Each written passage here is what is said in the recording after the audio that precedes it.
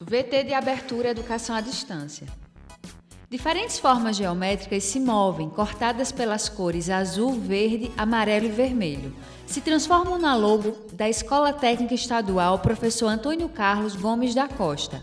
As cores e formas se misturam em fundo azul e vermelho. Abaixo e à direita da tela, o nome: Educação à Distância. Curso técnico em Logística. Cadeia de suprimentos, entender o conceito e a operação da cadeia de suprimentos. Boa tarde, pessoal. Paulo Ney. Descrição: ele está em pé, é branco, cabelo curto, castanho claro, olhos castanhos, usa óculos, veste camisa vermelha, listrada, manga longa. Usa relógio no braço esquerdo, visto da cintura para cima. Descrição do ambiente: ao fundo da tela, da esquerda para a direita, uma parede com listras na horizontal, na cor azul. No centro, uma TV, com ícone de globo terrestre e de localização. Abaixo, o nome do curso, Logística. Na sequência, parede com desenhos de ícones da educação. Meu nome é Paulo Ney. Eu estou aqui para apresentar para vocês a competência número 2 da nossa disciplina, que é cadeia de abastecimento. Nessa disciplina nessa competência nós vamos falar um pouco a respeito de como é que funciona uma cadeia de abastecimento. Provavelmente todos os dias você sente necessidade de você adquirir diversos tipos de produtos. Então, cada produto que você tem acesso, ele tem acesso porque pessoas, empresas, softwares, equipamentos, computadores, de uma forma quase que globalizada, colaboraram para que esse produto estivesse à sua disposição quando você tivesse necessidade de consumi-lo, tá? Ícone de vermelho, inscreva-se youtube.com/EAD Pernambuco. Então, tudo que você consome hoje, os produtos que você compra do tipo roupa, do tipo alimento, do tipo geladeira, TVs, enfim, todos os produtos que você consome, eles seguiram uma determinada cadeia de abastecimento. As cadeias de abastecimento hoje, elas são globalizadas, né? Uma cadeia de abastecimento, ela, por definição, é formada por uma rede de empresas que colaboram entre si, né? Normalmente com o fim de lucrar com esse serviço, a fim de atender necessidades e desejos de um determinado consumidor que faz parte de um determinado público-alvo, tá? Então, para a gente entender como funciona uma cadeia de abastecimento, vamos tentar imaginar se você fosse dar uma festa beneficente, tá? Então, para fazer a festa beneficente, você vai precisar se preocupar com quantas pessoas vão participar da sua festa beneficente. Isso em cadeia de abastecimento a gente se preocupa e a gente chama de previsão de demanda. Então, eu vou estudar quais são as possíveis práticas de demanda que estão gerando necessidade nesse momento, e aí vou estimar quanto é que eu devo produzir.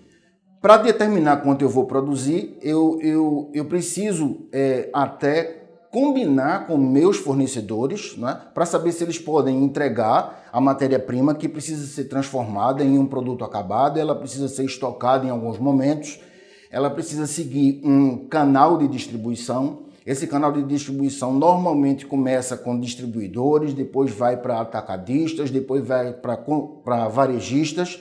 E aí sim, somente quando esses produtos chegam no varejo é que vocês têm acesso, nós, de uma maneira geral, temos acesso para poder comprá-los.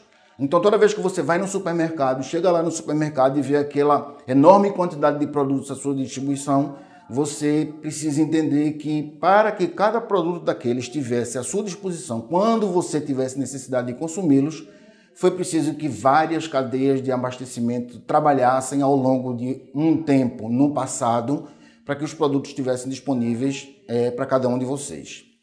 Então, considerando a complexidade da economia globalizada hoje, as cadeias de abastecimento elas tiveram que evoluir do ponto de vista de tecnologia, do ponto de vista de processos, do ponto de vista de seus próprios funcionamentos, para que tudo que você precisa estivesse à sua disposição na hora que você quisesse, ok? Então, vamos seguir falando um pouco, né, sobre a questão técnica.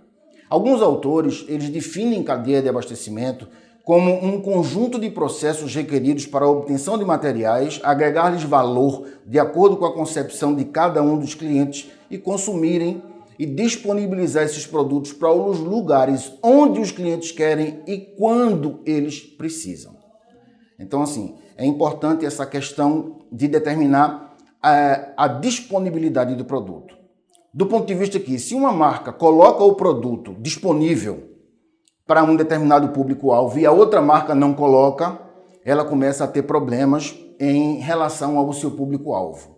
Seu público-alvo começa a preferir os produtos que estiverem mais disponíveis e aí essa marca que não coloca produtos disponíveis, ela vai ter uma redução, vamos dizer assim, de vendas, tá?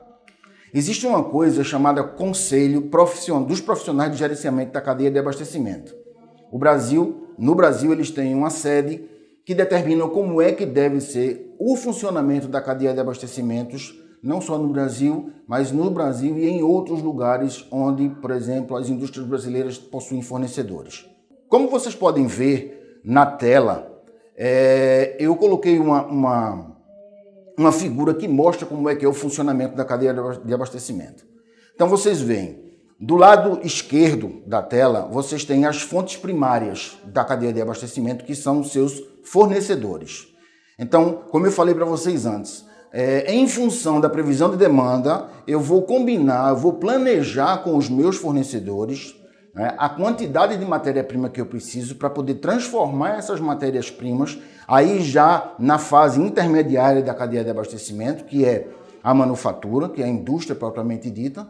Então ao longo da cadeia, eu tenho estoques de matéria-prima, que são antes de se transformarem em produtos acabados. Eu tenho estoques em processo de transformação, que são os estoques das matérias-primas que estão sendo beneficiadas e vão se transformar em produtos acabados.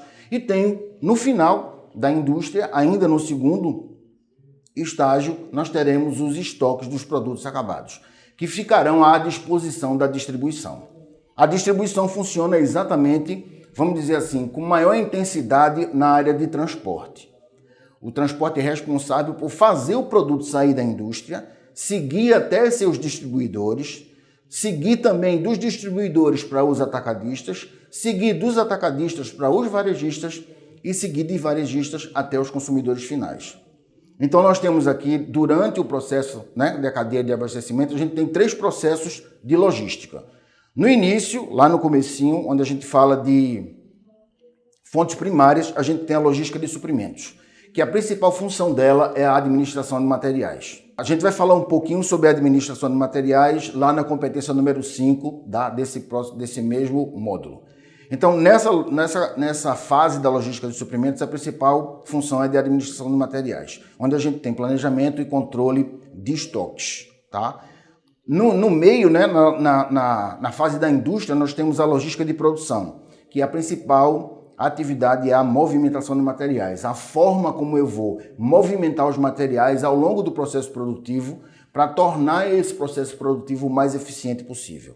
E, finalmente, no último estágio, a gente tem a logística de distribuição. A logística de distribuição, como eu falei para vocês, a atividade principal é de transporte, é a atividade de distribuição física.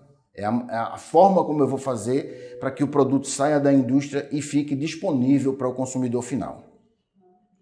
Como vocês podem ver, nós estamos vendo apenas o fluxo direto dos produtos, que é objeto da maior quantidade de estudos e objeto também da maior preocupação de todas as indústrias e de todos os setores do mundo.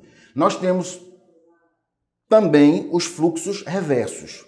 Os fluxos reversos, eles não estão nesse quadro, mas eles funcionam da direita para a esquerda, no fluxo contrário, onde a gente devolve informação, devolvemos o fluxo financeiro, porque quem paga toda a movimentação na logística de suprimentos, toda a movimentação na logística de produção e toda a movimentação na logística de distribuição é o consumidor.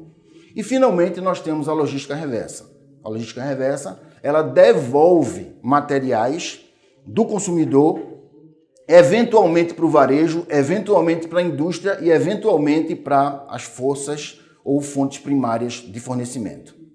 Ícone de vermelho, inscreva-se /youtube.com/EAD Pernambuco. Como vocês puderam ver, a cadeia de abastecimento ela funciona segundo essa lógica que eu mostrei para vocês aqui agora. Por enquanto, nós vamos nos despedindo e a gente se encontra na próxima competência para falarmos especificamente no que diz respeito à logística reversa, que eu acabei de falar agora, que a gente não dá muita atenção e muito estudo. Até lá, pessoal. Tela vermelha com ícone de play. Inscreva-se, ative as notificações. Som direto, Mariana Guerra. Imagens, Mariana Guerra. Audiodescrição, Jonara Medeiros Siqueira. Direção de arte, Victor Lins. Edição, Danilo Albuquerque. Professor autor, Paulo Ney. Design educacional, Deisiane Gomes Vazante. Coordenação do curso, Eliane Barbosa. Coordenação executiva, George Bento Catunda, Renata Marques de Otero. Coordenação geral, Maria de Araújo Medeiros Souza. Maria de Lourdes Cordeiro Marques. Videoaula produzida em janeiro de 2020. Conteúdo produzido para os cursos técnicos da Secretaria Executiva de Educação Integral e Profissional, em convênio com o Ministério da Educação, Rede ETEC Brasil.